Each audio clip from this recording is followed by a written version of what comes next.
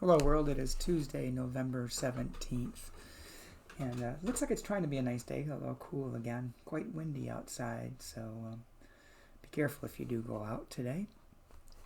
Today's devotion is entitled Poured, written by Quinn Caldwell. Excuse me, and Quinn bases the devotion upon Philippians chapter 2, verse 17, New Revised Standard Version.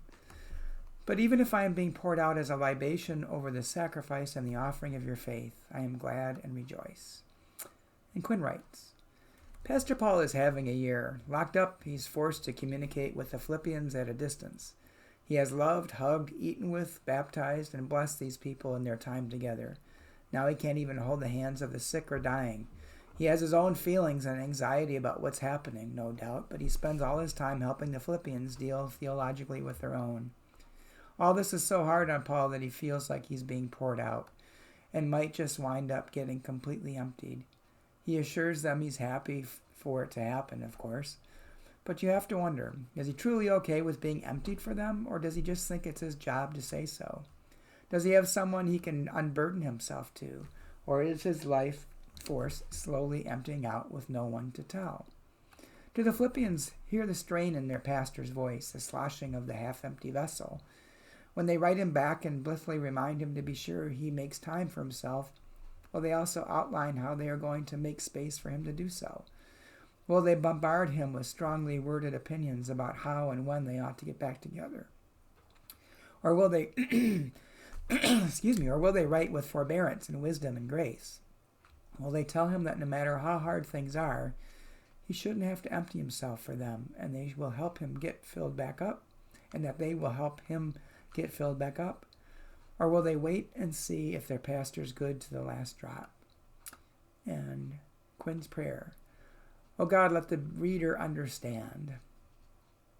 Amen.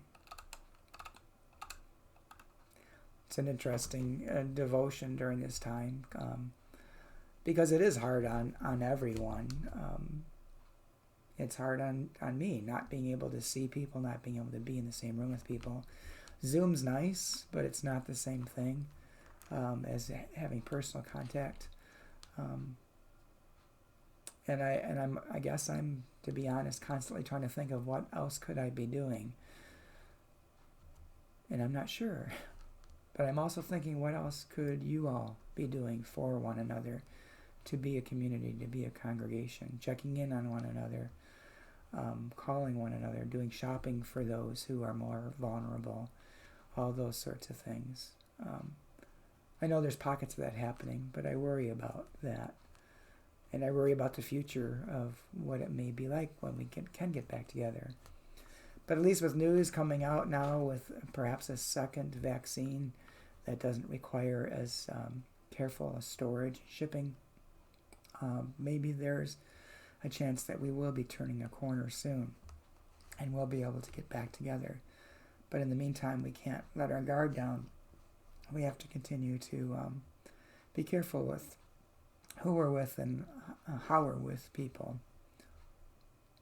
It's a lot to think about. And I know it is stressful. I don't feel as stressed, I think, as some of my colleagues do. I have one colleague in particular who I heard was resigning from her congregation out of frustration. I'm guessing partly because of, I can only imagine because I don't really know.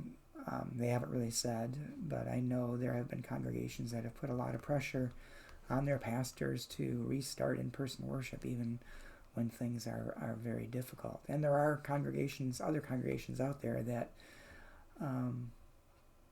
don't think they need to pay attention to the social distancing and the mask orders and that sort of thing. And here in Ohio, that's the approach our governor has taken, is that churches, because of the separation of church and state, he can't tell churches what to do. We just have to do what we think is best for us. And that varies congregation to congregation. And that puts pressure on some pastors. So anyway, I'm not here to try to garner any sort of sympathy or anything, but know that this is hard on a lot of people. Especially those that care for others. So have a heart. and think of what you can do to continue to support your community and your congregation, no matter where you are or how you are. I hope you have a good day, and I will talk to you again tomorrow.